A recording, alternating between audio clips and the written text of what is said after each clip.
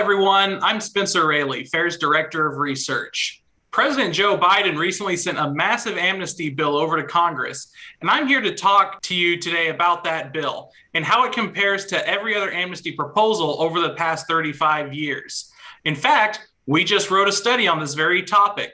The name of that study is America Last: How the Biden Administration is Worse Than Every Other Amnesty Attempt in U.S. History. Joining me today to talk about this study are both members of my team, Jason Pena and Madison McQueen. Thanks for joining me today, both of y'all. Before we jump into the details of our study, let's just take a little bit of just a quick look at what is entailed within this amnesty proposal by President Biden. First of all, it offers an amnesty to nearly 14.5 million illegal aliens. That's larger than any other amnesty that's taken place in U.S. history. It even allows for some illegal aliens who have already been deported to come back into the United States. Furthermore, it offers amnesty to aliens who have committed serious crimes, including multiple felonies. After that, it still goes on to dismantle important immigration enforcement measures and essentially offers no trade-offs in return. So no e-verify, no increased security on the southern border, nothing. It's just basically giving all of the wish list that the open borders lobby has while offering nothing in turn to stem the tide of illegal immigration in the future. So, first of all, Madison, I want to turn this over to you. Talk to us a little bit about some of the history of amnesty in the United States, specifically the one actual amnesty that we've had in the past, which occurred in the mid-1980s. Yeah, so our first official amnesty started in 1986 from President Ronald Reagan. And it was called the Immigration Reform or Control Act, also known as IRCA, or the Reagan Amnesty. And this legalized 3 million illegal aliens in the US. It was initially sold as a crackdown, as it featured several contingencies like tighter border security and greater worksite enforcement. But as we'll discuss later, that kind of fell through. And there's a lot of problems with the Reagan amnesty. First off, being that the trade-offs never happened. There was no enforcement mechanism built into the legislation. And members of Congress, along with other open borders advocacy groups, pushed really hard to ensure that these enforcement measures never went through. So as a result, we had more immigration, both legal and illegal. IRCA acted as a magnet for more illegal immigration, as we see with many other de facto amnesties, as we'll discuss later. And legal immigration was also greatly affected. Since 1990, annual immigration rates have doubled to over 1 million immigrants being legalized each year. And we also look at how that then plays in with chain migration. And that's touched in more in our study, but chain migration is something where when someone is legalized, they then have the ability to sponsor someone else to be legalized. And it creates this massive chain, which has led to our mass immigration problem. Another issue with the Reagan amnesty was fraud. CIS, or the Center for Immigration Studies, found that 1/4 of all applications were fraudulent. And that's just what we found. There's likely more others, and that was a much smaller scale amnesty. So thinking of the 14.5 million that Biden wants to amnesty, we can imagine a lot more cases of fraud and several other issues that comes in with that. Unfortunately, the Reagan amnesty also enabled terrorism. Like I mentioned, enforcement was lax and the screening process wasn't what it should have been. And so one of the 1993 World Trade Center bombers was legalized through IRCA. So with his legalization, he was able to then leave the country, come back in freely, get training for terrorism and the bombing that then occurred. And another member of the bombing was also tried to apply to IRCA and was denied, but because of the lack of enforcement measures, he was not forced to leave the country, so he was able to carry that out. And as we look with the Biden amnesty, again, much bigger scale, 14.5 versus 3 million. What's to say that terrorists won't try to take advantage of this once again, and on a much larger scale? Disdain for the US has kind of grown in recent years. And so I think we're going to see a lot more cases if this does go through of criminals like MS-13 and bigger terrorists taking advantage of this amnesty. And going on to how it compares to Biden's bill, like I've mentioned a couple times, This is basically Reagan amnesty on steroids.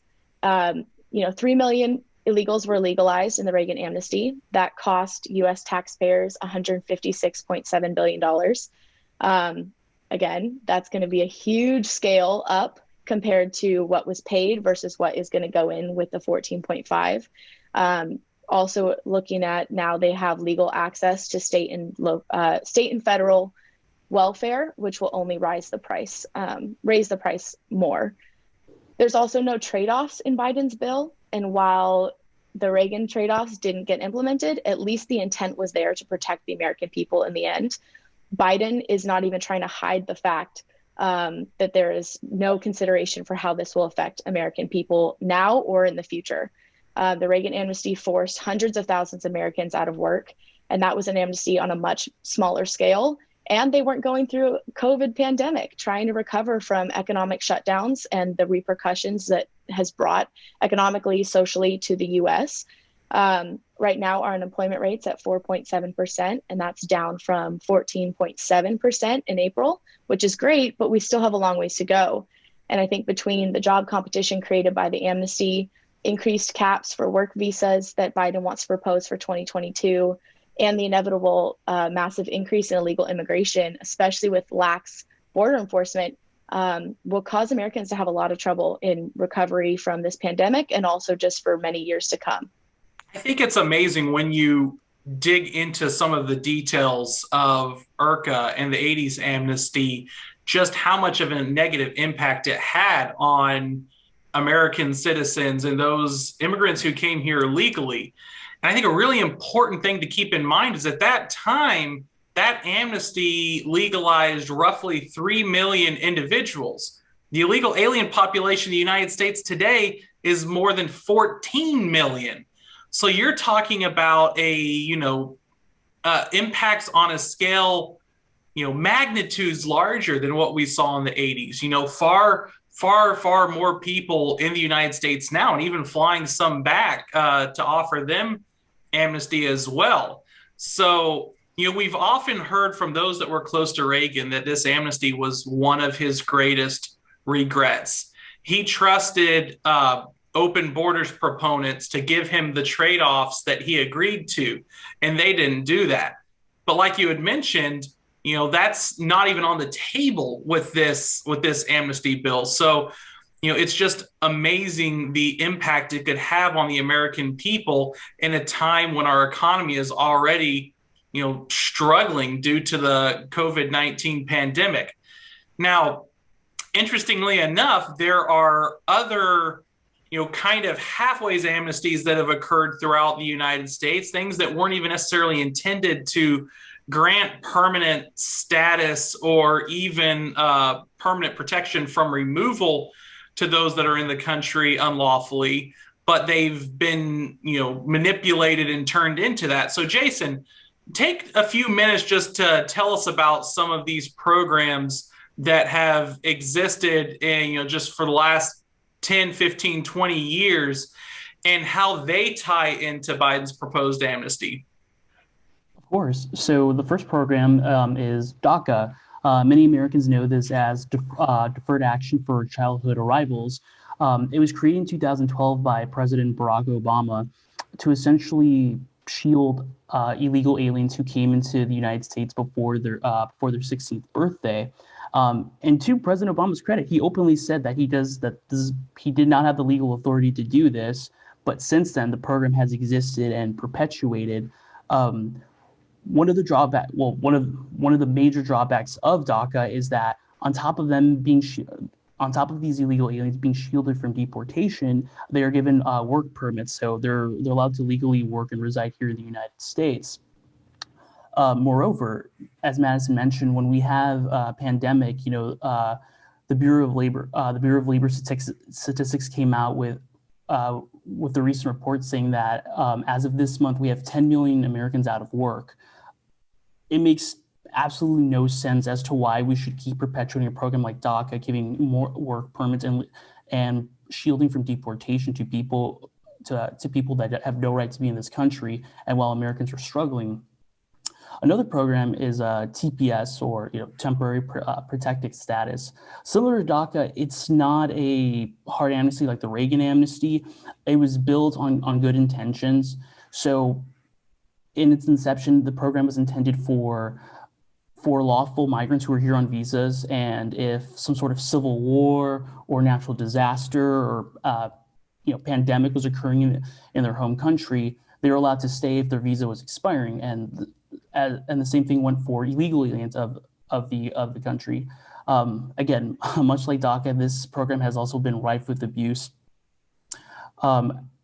During each time, presidents of both parties have continued to rubber stamp the TPS admissions for nationals of these countries. So, for instance, in 2001, El Salvador witnessed a series of earthquakes. TPS was initiated at the time, and over 200,000 Salvadorans were shielded from deportation. They were given work permits. They were allowed to reside in the United States. We're now in 2021, and many of those same Salvadorans have put down roots. They've set up, they continue to be here in the United States illegally, shielded from deportation, still allowed to work, same everything. A few months ago, Guatemala also witnessed a series of natural disasters such as hurricanes. And sure enough, the Guatemalan government had solicited the United States in offering TPS to Guatemalans who were here in the United States. So it's a gift that keeps on giving for nationals who are recipients of TPS. Both these programs, again, unlike the Reagan amnesty, they're not exactly permanent. It doesn't offer a pathway to citizenship. But if President Biden were to enact his comprehensive immigration amnesty, then recipients of both these programs would be eligible for a path to citizenship. Wow, that's a lot. Again, that's just another example of a situation where two programs that you could very well argue were created with good intentions were hijacked and turned into something they weren't intended to be. And again, I think it's very important to note that under the Biden amnesty, especially with the TPS program, they would not be expected to leave the country as the program originally designated. And even with in terms of the DACA program, many people have claimed that those who were brought into the country by their parents deserve some sort of status. The problem with that, however, is when you don't combine that with some sort of measure of deterrence, all it does is it encourages more individuals to come to the United States. It encourages future illegal immigration, and just causes the problem to become even bigger over time. And we saw that again after DACA. Millions of additional illegal aliens entered the country in the few years since that's been implemented. The same is true after the Reagan amnesty. In the 10 years after the Reagan amnesty, the illegal alien population bloomed all the way up to between 8 and 9 million and has grown even more since then. So I think it's really important for us to realize that amnesty, these halfways amnesty measures, and even just the talk of amnesty, leads to additional illegal immigration. In fact, two things that we discussed in our report and how they led to additional illegal immigration. One was the failed Gang of Eight amnesty, which would have essentially offered amnesty to those illegal aliens that didn't have serious criminal records, and especially those that worked in particular industries. And again, in return, it was supposed to come with things like mandatory e-verify and other measures to strengthen border security. Now, of course, the Gang of Eight never became law. It was passed in the Senate, but it was never taken up for a vote in the House of Representatives. But even with that, we saw an uptick in illegal immigration because potential migrants saw that was on the docket. They saw that was a possibility, and they wanted to take advantage of that if they could.